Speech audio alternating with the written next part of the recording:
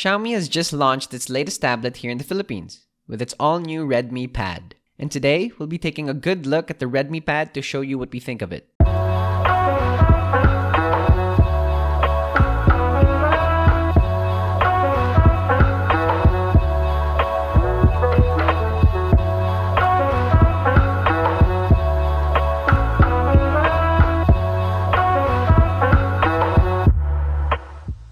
How's it going? This is Nico of Yugatech, and let's get straight to it. Xiaomi's Redmi Pad shares a familiar look we see in today's world of mid-range tablets such as the Realme Pad or the Oppo Pad Air. Overall, it has relatively thin bezels all around that gives you enough space to rest your thumbs on when holding. You can also tell that the Redmi Pad was meant to be used primarily in landscape since you'll find the 8-megapixel front camera on the longer edge of the tablet. When it comes to I/O, on the left we have the power or lock button, and on the right, we have the single USB-C port. What's quite neat is that you'll find 4 loudspeakers, 2 on each side, which is quite sick for a tablet at this price point, but we'll get back to this. Above, you'll find the volume buttons, microphones, and even a micro SD card slot. At the back, we'll find a single 8-megapixel rear camera, even though the cutout seems to be too large for it. It could just be for the aesthetics, who knows? The overall build is great with its full metal body, matte finish, and minimalist design. The metal design does mean it can get cold on the hands if left in a cool room, but it does repel fingerprints very well.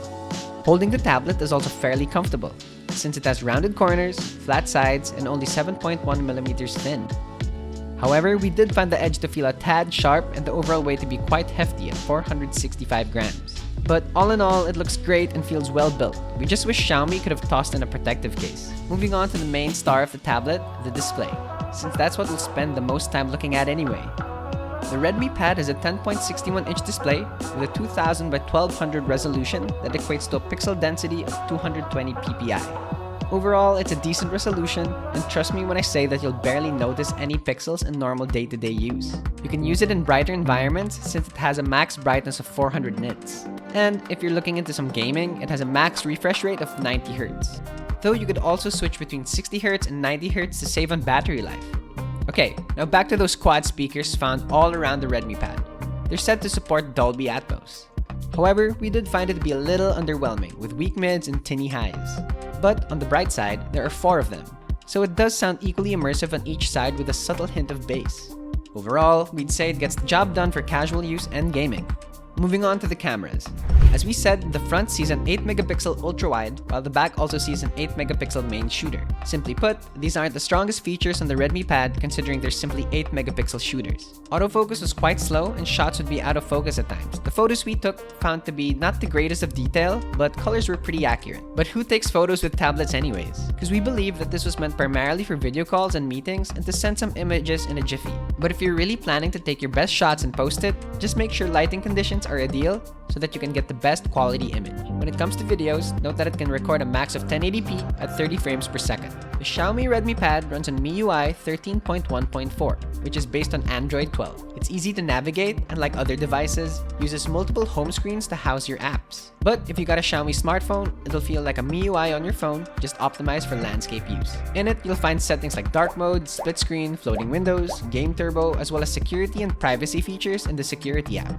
Bloatware has been quite an annoyance lately, but it's a good thing that it comes with Xiaomi's built-in apps, Google Suite, and WPS Office, which isn't too bad since most of us can put all those to good use, and it's spec'd with 128GB of storage, so it shouldn't take up too much space. If you're most concerned about performance, the Redmi Pad packs in the 6nm MediaTek Helio G99 octa-core chipset and the Mali G57MC2 GPU. There's also options to configure it with either 4GB or 6GB of RAM, while packing in 128GB of ultra-fast 2.2 storage. There's even an extended RAM feature that lets you tack on an extra 2GB of virtual RAM when needed. The performance overall is good when it comes to day-to-day tasks and basic apps.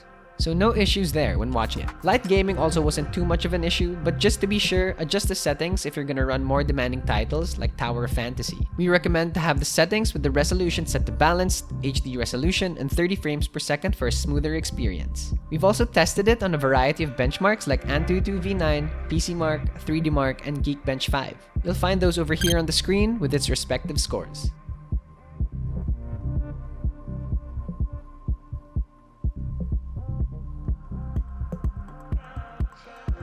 Lastly, it also has Wi-Fi 5, Bluetooth 5.3, and USB-C charging, which is pretty standard when it comes to Wi-Fi only tablets nowadays. The battery life is pretty decent with a huge battery at 8000 mAh with also 18 watts fast charging. PC Mark rated the battery at 21 hours and 32 minutes, while our very own video playback test got us over 24 hours of use, which is pretty good if you really need your tablet to last you throughout the day. Now, for our conclusion, what do we think of the Redmi Pad?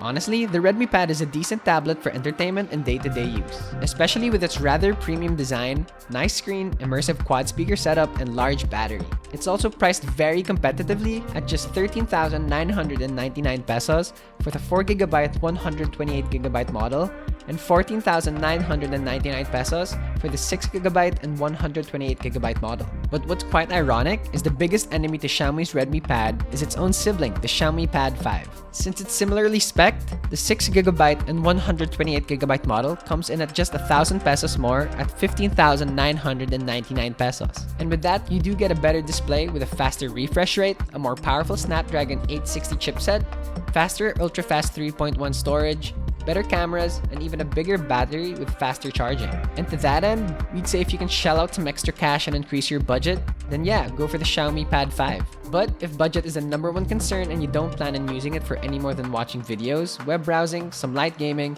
here and there, then in that scenario, it would be best to go with the Redmi Pad instead. We hope you enjoyed this video, so be sure to leave a like because we really truly do appreciate the support. Comment also what you think of Xiaomi's new Redmi Pad, and don't forget to hit the notification bell to stay updated with all our YouTube content. Don't forget to follow us on Facebook, Instagram, TikTok, and Twitter. Also, visit yugatech.com for the best tech news and reviews here in the Philippines.